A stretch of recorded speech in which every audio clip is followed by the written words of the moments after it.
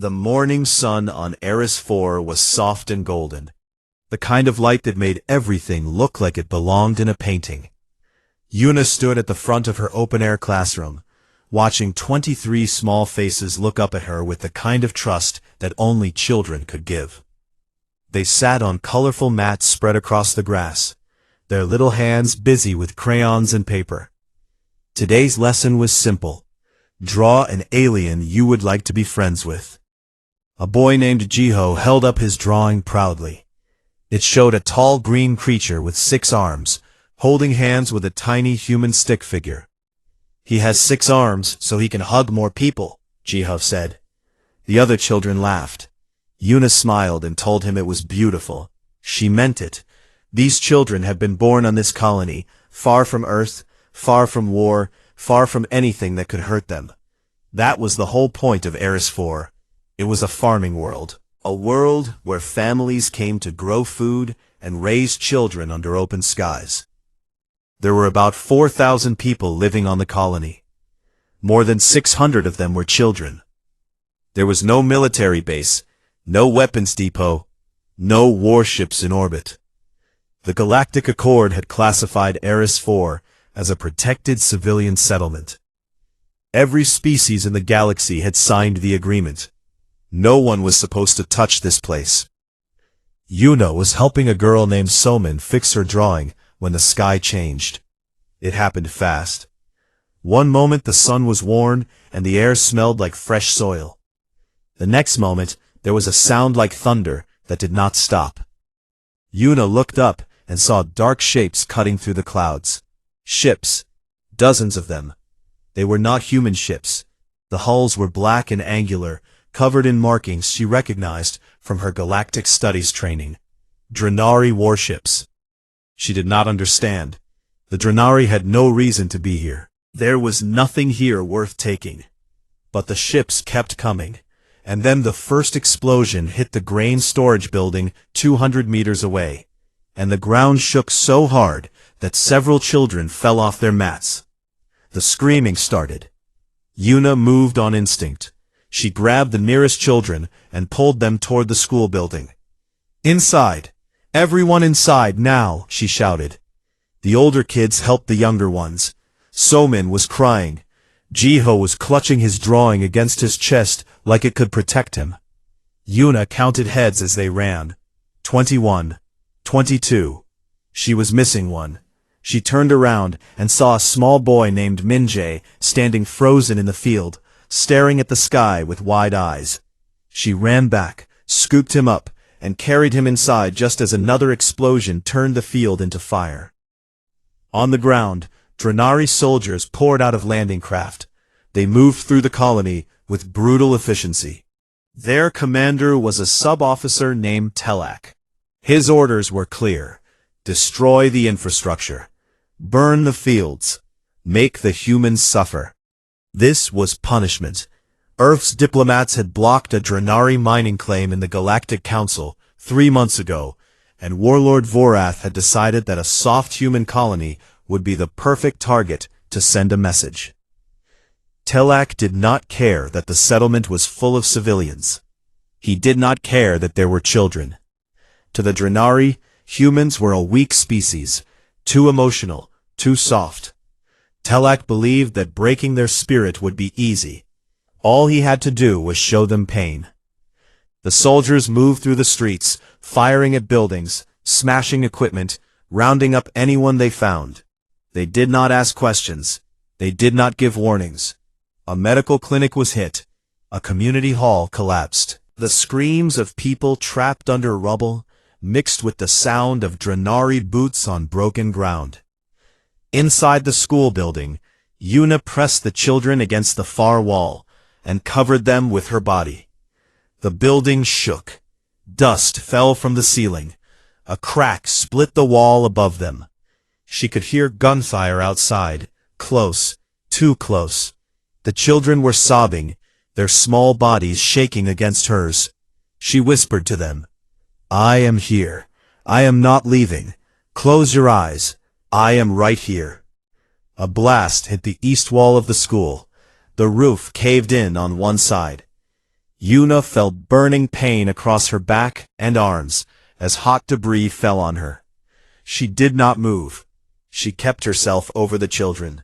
She could smell smoke and blood and fear. Across the colony, Ji-yoon was running. She was a military medic stationed at a small outpost 3 kilometers from the main settlement, meant to handle farming injuries and minor emergencies. She had heard the explosions and had grabbed her emergency kit and every recording device she had. When she reached the colony, what she saw made her stop breathing for a moment. Bodies in the streets, buildings on fire, and children. Injured children everywhere. A girl with a broken arm, sitting alone in the dirt, too shocked to cry. A boy with burns across his face, calling for his mother. 2 toddlers huddled under an overturned cart, holding each other. Ji-yoon started recording. Her hands were shaking, but she kept the camera steady. She documented everything. Every wound, every destroyed building, every Drenari insignia on the wreckage. She treated the injured as fast as she could, moving from child to child, bandaging, stabilizing, whispering comfort she did not feel. She found the school building half collapsed. Inside, she found Yuna still covering the children, her back burned and bleeding.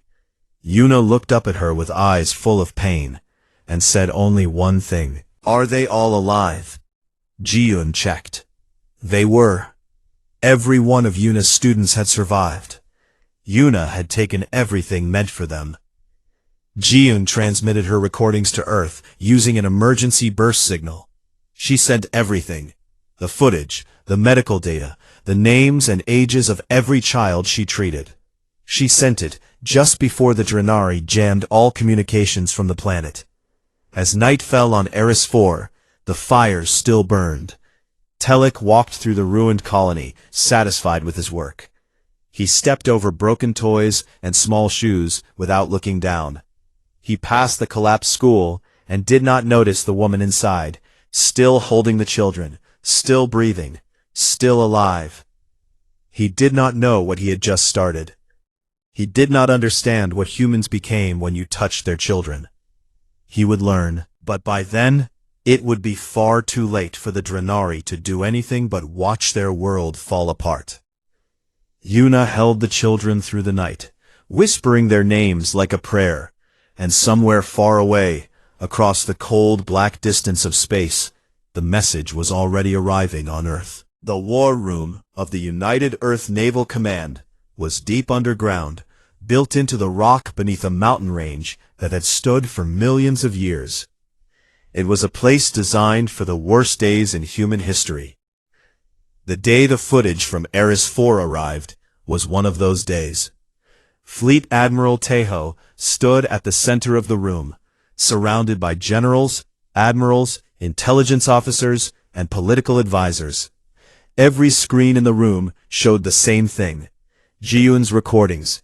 The footage played without sound at first, and that somehow made it worse. Buildings burning in silence. A child sitting alone in rubble, holding a broken toy, her mouth open in a scream no one in the room could hear. Drenari soldiers walking through streets filled with smoke, stepping over small bodies like they were stepping over stones. Then, someone turned the sound on. The room heard the crying. The desperate voice of Jian, calling for help as he tried to bandage a boy whose face was half burned. The sound of Yuna whispering to her students inside the collapsing school, telling them to keep their eyes closed, telling them she loved them, telling them it would be okay, even though her voice was breaking. When the footage ended, no one spoke. The silence lasted a long time. Taeho had not moved during the entire recording. His face had shown nothing. His hands were still at his sides. But those who knew him well could see something in his eyes that they had never seen before. It was not anger. Anger was too small a word for it. It was something older, something that lived in the bones of every human being who had ever held a child. He spoke only 3 words. Recall every fleet. No one questioned the order. Within the hour, every human warship in the galaxy received the same command: return to Earth. Immediately. Exercises were cancelled. Trade escorts were abandoned. Diplomatic missions were cut short. Ships that had been scattered across 100 star systems began turning toward home. The largest military mobilization in human history had begun, and most of the galaxy did not even notice. On the Galactic Council Station, a massive structure floating in neutral space between the major powers, the human ambassador Sun Wu received the report from Earth at the same time. He read it in his private quarters, alone. He read the names of the dead children first, then the names of the injured, then the medical reports. Then he looked at the drawings. The drawings the children had made in Yuna's class that morning, recovered from the wreckage. Pictures of aliens with big smiles. Pictures of humans and aliens holding hands. Pictures of stars and flowers, and a universe that was kind. Sun Wu sat with those drawings for a long time. Then he stood, straightened his suit, and requested an emergency session of the full Galactic Council. The council chamber was enormous, filled with representatives from over 300 species. When Sun Wu took the floor, the room was noisy with conversation and political chatter. He did not wait for silence. He simply played the footage on every screen in the chamber. The noise stopped. 300 species watched human children die. They watched human children burn. They watched a teacher sacrifice her body to shield her students. They watched a medic cry while treating a toddler's wounds. When the footage ended, Sun Wu stood at the podium and looked out at the silent room. The Drenari ambassador was not present. He had been recalled to the Dominion 3 days earlier. Nuveen, the neutral mediator of the council, was the first to speak. She was shaken. Her voice, normally steady and diplomatic, wavered. She expressed deep sympathy and condemned the attack. But she urged restraint. The Drenari Dominion was a major military power. Retaliation could destabilize the entire galactic order. She offered reparations, formal censure, economic sanctions. She asked Earth to work within the system. Sun Wu listened politely. He waited until she was finished. Then he spoke. He did not raise his voice. He did not make threats. He spoke quietly, the way a father speaks when he is past anger and has entered something much more dangerous. He told the council about Earth's history. He told them about the ancient civilizations that had fallen because they made the mistake of harming children. He told them about wars that lasted generations because someone crossed that one line.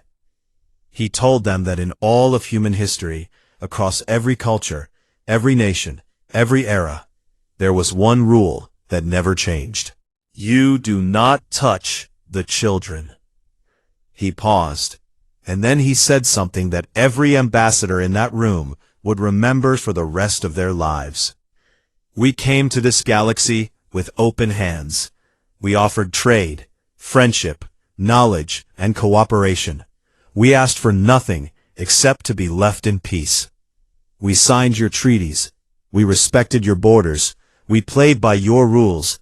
And in return, you let a species burn our children alive on a world that your own laws said was protected.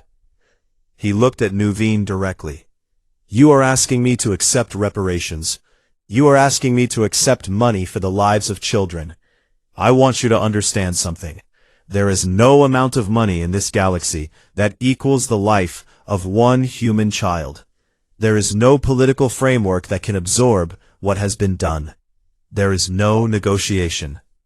He placed a single data chip on the podium. Earth formally withdraws from the Galactic Accords peace framework, effective immediately. The chamber erupted. Ambassadors shouted. Nuveen called for order, but Sun Wu was already walking out. Meanwhile, deep inside the flagship Iron Cradle, Hana had not slept in 72 hours.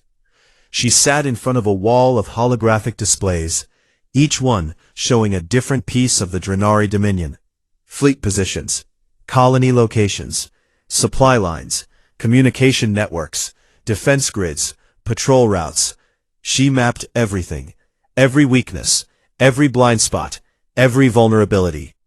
She built the most complete intelligence picture of an alien civilization that any human had ever assembled, and she did it in 3 days. When Taeho asked her if she was ready, she sent him a single file. It contained the complete operational plan for the destruction of the Drenari Dominion's military capacity. Every target, every timeline, every contingency. She had named the file after the first child killed on Eris 4. Far away, in the Drenari Dominion, Warlord Vorath received reports that the humans had withdrawn from the peace framework. He laughed.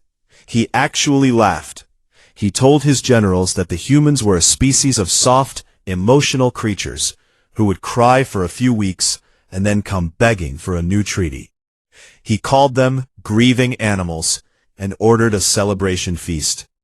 He did not increase his border patrols. He did not mobilize additional forces.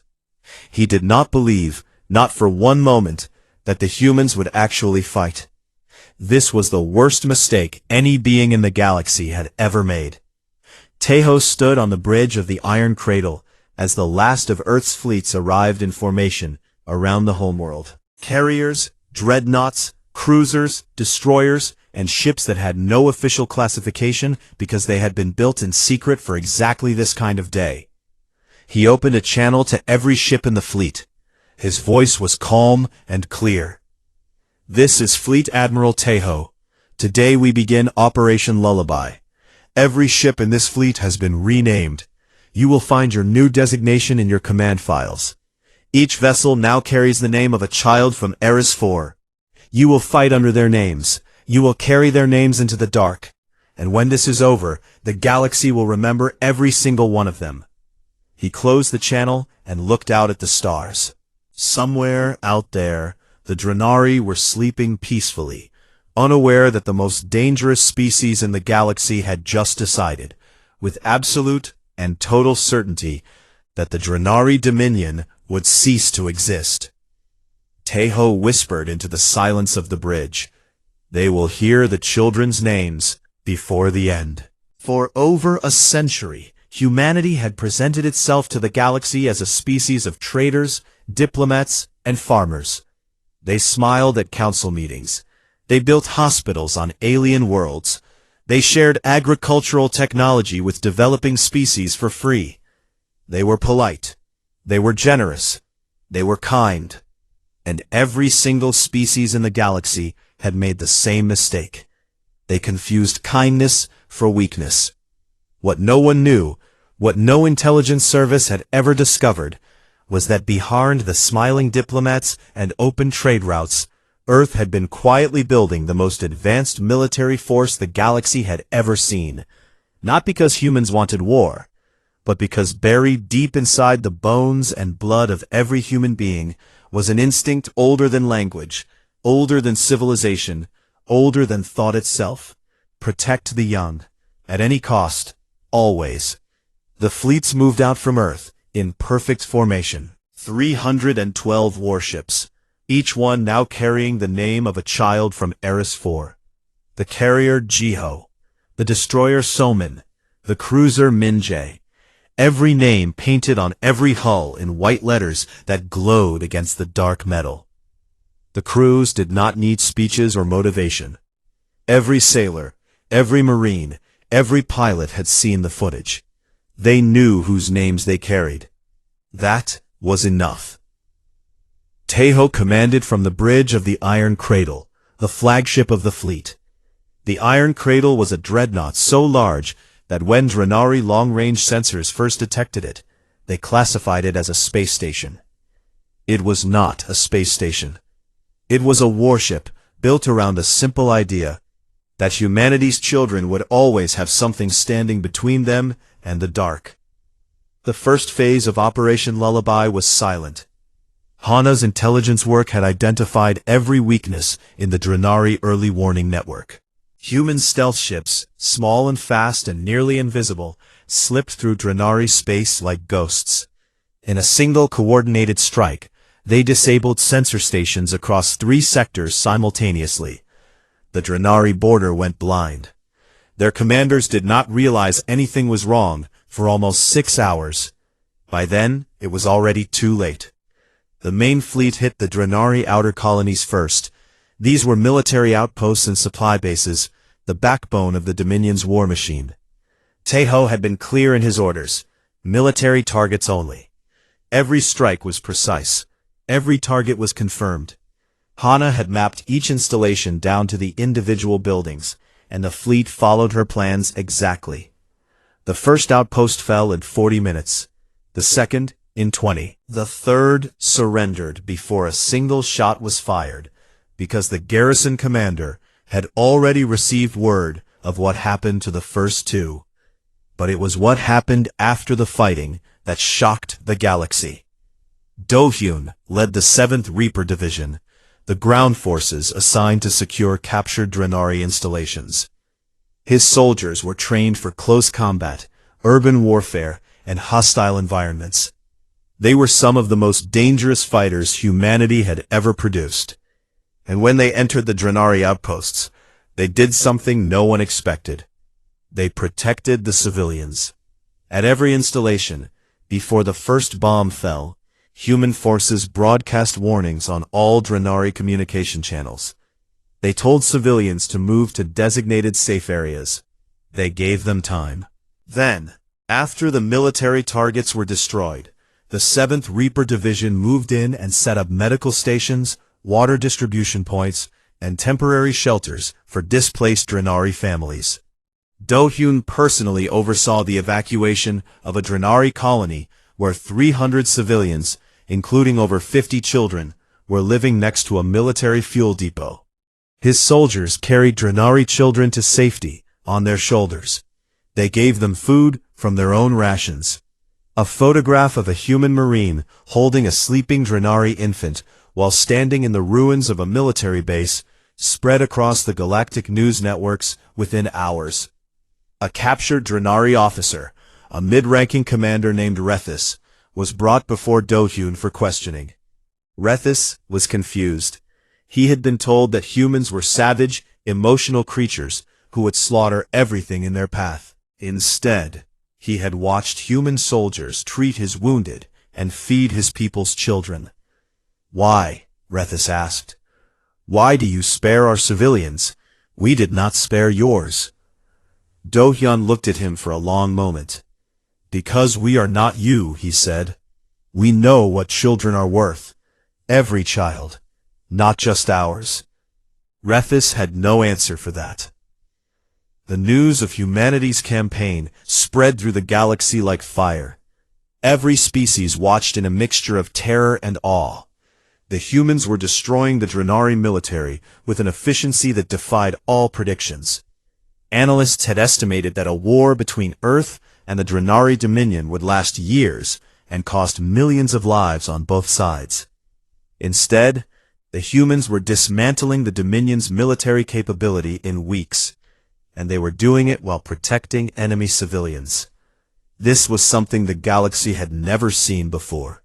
A species that could be utterly merciless to soldiers and completely gentle to children at the same time.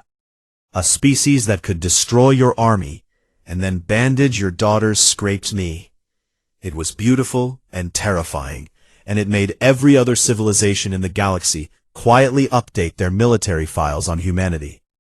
Vorath was no longer laughing. Reports were flooding into his command center. Colony after colony going silent. Fleet after fleet being destroyed or surrendering. Supply lines cut. Communication networks disrupted. The humans were not just attacking, they were systematically erasing the Drenari Dominion's ability to fight. And they were doing it with a level of coordination and technological superiority that Vorath had never imagined possible. He sent desperate messages to the Galactic Council, demanding intervention. He accused the humans of aggression, of violating galactic law, of warmongering. Nuveen received his messages and forwarded them to Sunwoo with a personal request for negotiation. Sunwoo's response was a single data file. Inside were the medical records of every child injured on Eris 5. Their names, their ages, their injuries described in clinical detail. burns covering 60% of a 6-year-old's body, a shattered spine in an 8-year-old who would never walk again. Psychological trauma assessments for children who could not stop screaming when they heard loud sounds. Attached to each medical record was a drawing. The drawings the children had made in Yuna's class the morning of the attack. Aliens with big smiles, humans and aliens holding hands, stars and flowers, and a universe that was kind. At the bottom of the file, Sunwoo had added one line. Show these to Vorath. Then ask him if he would like to negotiate with their parents. Nuveen did not forward the message. The UEN fleet continued its advance. System by system, the Drenari Dominion's outer territories fell. Human ships moved deeper into Drenari space, past the trade routes, past the colony worlds, past the resource stations, heading straight for the heart of the Dominion. Hana worked around the clock, updating intelligence, adjusting plans, finding new weaknesses in real time. She intercepted Drenari communications that showed their high command was falling apart. Generals were arguing with each other. Some wanted to surrender. Some wanted to fight to the death. Vorath was issuing contradictory orders, one moment demanding all-out resistance, and the next moment trying to arrange secret negotiations through back channels. None of it mattered. The human fleet did not slow down. It did not stop. It did not negotiate. 3 weeks after Operation Lullaby began, the UEN fleet arrived at the Drenari Inner Defense Ring, the final line of military protection before the Drenari homeworld. It was supposed to be impenetrable. 200 warships, orbital fortresses, minefields, and defense platforms arranged in a sphere around the home system. The iron cradle dropped out of faster-than-light travel at the edge of the defense ring, and behind it came the rest of the fleet. 312 warships, each carrying a child's name, each crewed by people who had not forgotten why they were here. Taeho looked at the Drenari defense ring on his tactical display. It was the largest military formation the Drenari had ever assembled. It was outnumbered 3-1. He opened a communication channel to the Drenari fleet. This is Fleet Admiral Taeho of the United Earth Navy. You have 1 hour to surrender your vessels and stand down. After that, we are coming through. I strongly suggest you do not make us come through. The channel went silent. The clock started, and across the galaxy, every species held its breath. The hour passed. Some Drenari ships surrendered. Most did not.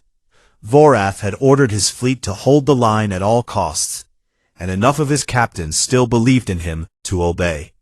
The Drenari defense ring tightened its formation, activated every weapon system, and prepared for the largest space battle in galactic history. It was not a battle, it was a lesson.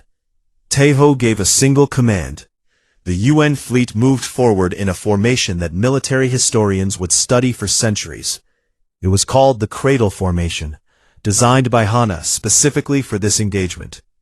The larger ships formed a protective shell, while fast attack vessels poured through gaps in the enemy line, targeting weapon systems and engines with surgical precision. The humans did not aim to destroy every ship. They aimed to disable them. A ship without engines and weapons was no longer a threat. A ship full of living sailors who could be rescued later was not a war crime. The Drenari fought hard. They were not cowards, and their ships were well built, but they were fighting an enemy that had spent a century preparing for exactly this kind of war, without anyone knowing. Human targeting systems were 3 generations ahead of anything the Drenari had ever encountered. Human ships could change direction faster, absorb more damage, and coordinate more precisely than the Drenari thought possible. Within 4 hours, the defense ring was broken. 90 Drenari warships were disabled and drifting. 60 had surrendered. The rest were debris. The orbital fortresses were dark and silent, their power systems shut down by precision strikes that left the structures intact but harmless. The minefields had been cleared by automated sweeper drones that the Drenari did not even know existed. The path to the Drenari homeworld was open. Taeho did not rush. He ordered the fleet to hold position, while rescue operations began for the disabled Drenari ships. Human medical ships moved among the wreckage, pulling Drenari sailors from damaged vessels, treating their wounds, giving them water and food. Some of the rescued Drenari wept, not because they were afraid, but because they could not understand why the species they had been told was savage and emotional was saving their lives. Then the fleet moved inward. The Drenari homeworld was a large planet with green continents and blue oceans, not so different from Earth. Billions of Drenari lived there, families, children, workers, artists, teachers, people who had nothing to do with the attack on Eris 4 and had probably never even heard of the colony. Tejo knew this. Every commander in the fleet knew this. The fleet took orbit around the homeworld, but did not fire a single shot at the planet. Instead, Tejo broadcast a message on every frequency, in every Drenari language, to every communication device on the surface. He told the civilian population that they were not targets. He told them that human forces would be landing to arrest members of the military high command. He told them to stay calm, stay indoors, and that no harm would come to them or their families. Then Do-Hyun and the 7th Reaper Division dropped from orbit. The ground operation was fast and precise. Do-Hyun had studied the layout of the Drenari capital city for weeks, using intelligence that Hana had gathered from intercepted communications, stolen data files, and satellite imagery. His teams knew exactly where every member of the High Command was hiding. They moved through the city like shadows, bypassing civilian areas, avoiding collateral damage, and reaching their targets before the Drenari even knew they had landed. Telak was found in a bunker beneath the military headquarters. He had barricaded himself inside with a squad of personal guards. The guards surrendered after a brief standoff. Telak did not. He fired at the human soldiers until his weapon was empty, and then he tried to fight with his hands. It took 4 Marines to restrain him. He was not injured. The orders were clear. He was to be taken alive. They brought him to a makeshift tribunal set up in the ruined council chamber of the Drenari High Command. The room was lit by portable lights, and in the center was a single chair. They sat Telak in it, and played the footage from Eris 4 on a large screen in front of him. The same footage the Galactic Council had seen, the same footage that had played in the HFY war room. Telak watched in silence. When it was over, Do-Hyun stood in front of him and read the names of every child who had been killed in the attack. He read slowly, clearly, giving each name the weight it deserved. When he finished, he looked at Telak and said, "You will remember those names. You will say them every day for the rest of your life. And if you forget even one, I will come back and remind you." Voroth was harder to find. While his soldiers fought and died at the defense ring, the warlord had slipped out of the capital in a personal cruiser, heading for the far side of the planet, where a hidden escape route would take him out of the system. He had planned this escape months ago, long before the humans arrived. He had always intended to sacrifice his people to save himself. Hana had predicted this. She had found the escape route in the intercepted communications, and had positioned a single HFY interceptor along its path. The pilot was a woman named Unji, a lieutenant whose 9-year-old daughter had been among the injured on Eris 4. Her daughter had lost the use of her right hand. She would never draw again. Unji did not destroy Voroth's cruiser. She disabled its engines with 2 precise shots, leaving it drifting and powerless. Then she opened a communication channel and said, "Warlord Vorath, my name is Lieutenant Unji. My daughter's name is Hyun. She is 9 years old. She used to draw pictures of aliens she wanted to be friends with. She cannot hold a crayon anymore because of what your soldiers did. I want you to know her name before they come to take you away." Vorath was pulled from his cruiser in restraints. He said nothing. For the first time in his life, the warlord of the Drenari Dominion had nothing to say. On the Galactic Council station, Sunwoo stood before the full assembly once again. The room was absolutely silent. Every ambassador, every diplomat, every aide and translator and observer sat without moving as the human ambassador laid out Earth's terms. He did not present them as a negotiation. He presented them as facts. The Drenari Dominion was dissolved permanently. The political entity that had terrorized its neighbors for centuries would never exist again. All Drenari military assets, every ship, every weapon, every base, would be surrendered and destroyed.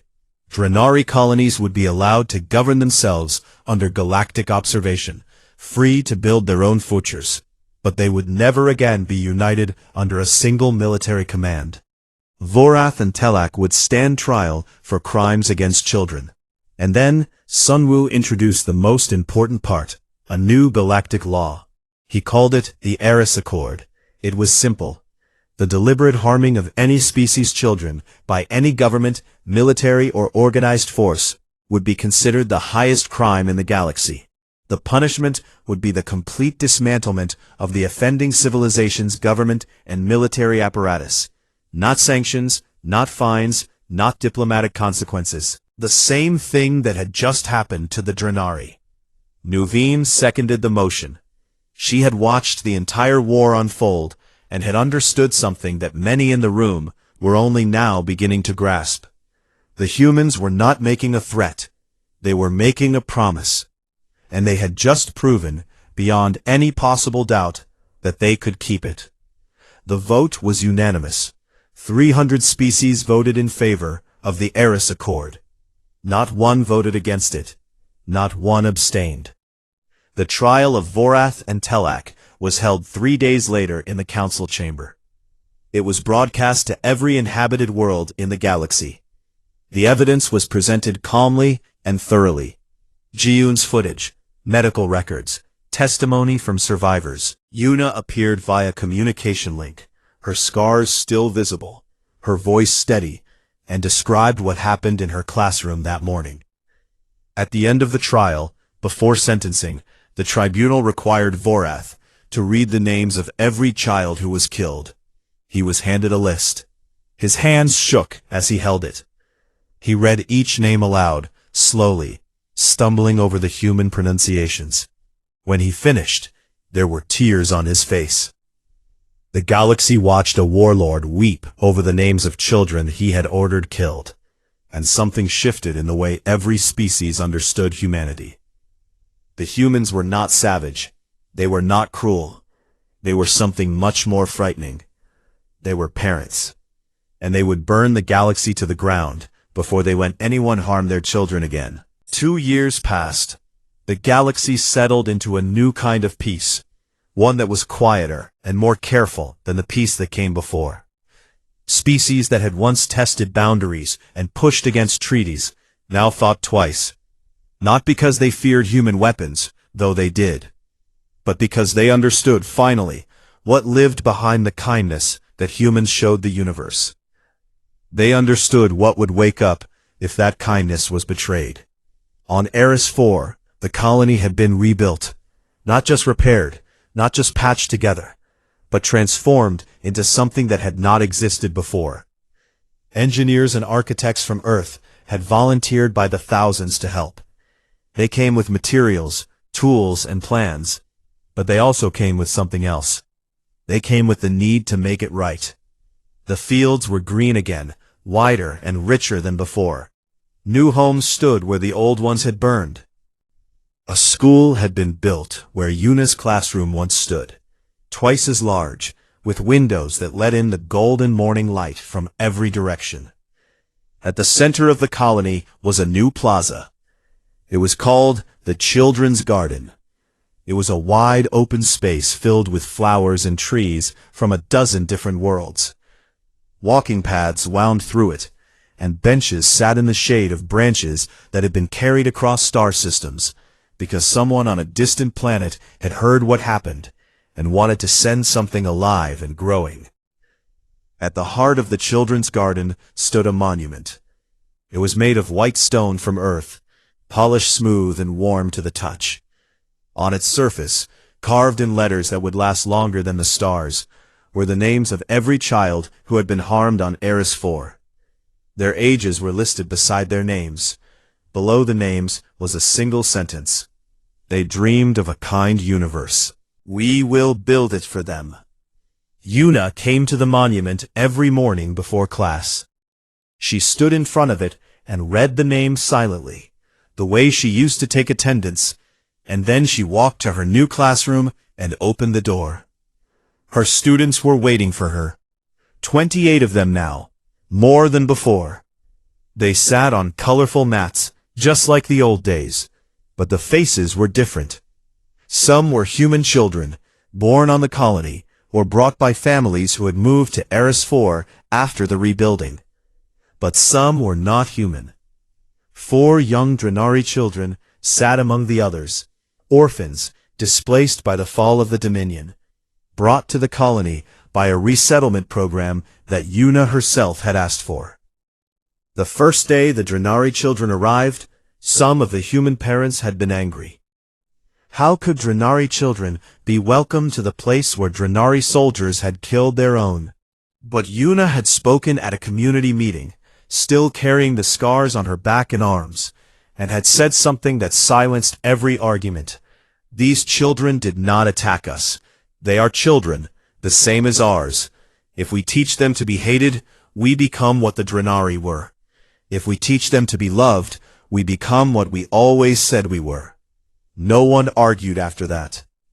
Now the Drenari children sat with the human children, sharing crayons, learning the same lessons, laughing at the same jokes. A Drenari girl named something unpronounceable in her own language had asked Yuna to give her a human name. Yuna called her Bora, which meant purple, because the girl loved the color of the flowers in the children's garden. Bora sat next to Jiho, the same boy who had survived the attack, now 2 years older and still drawing aliens with 6 arms. They were best friends. Yuna still flinched at loud sounds, but she smiled more than she used to, and the smile was real. Jiun ran the colony's medical center now. It was the finest medical facility in the sector, equipped with technology that most planets could not afford. Earth had made sure of that. Jiun had trained a staff of 30, including 5 Drenari medics who had applied to work alongside humans. Her original footage from the attack was archived in every galactic library, catalogued and preserved so that no species could ever claim it did not happen. She did not watch it anymore. She did not need to. She remembered every second.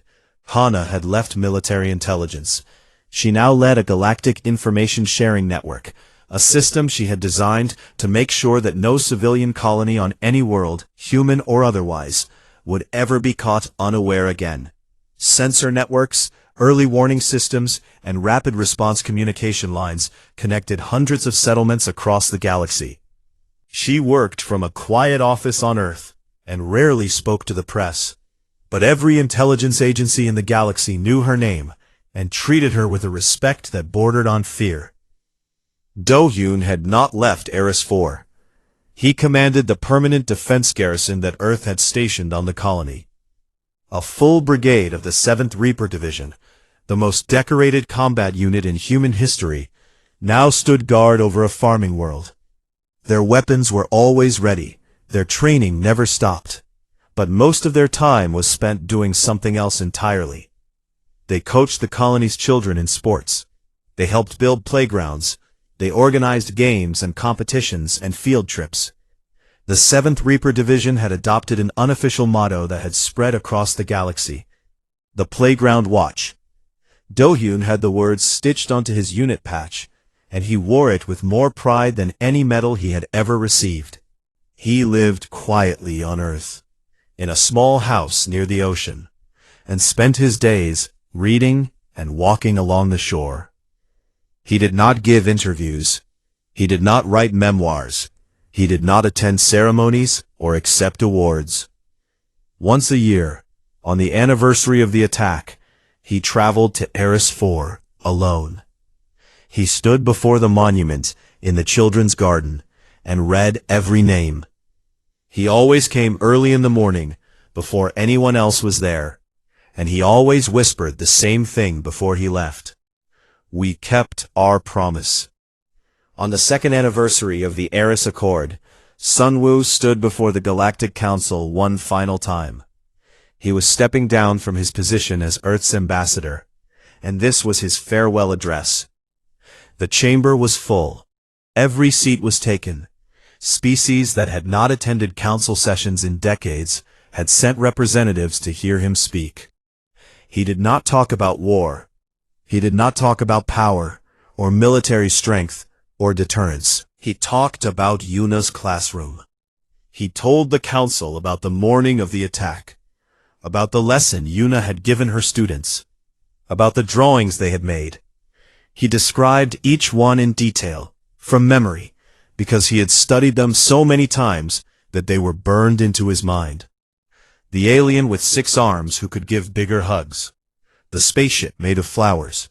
The picture of a human and an alien walking together under a bright sun. Then he held up one drawing.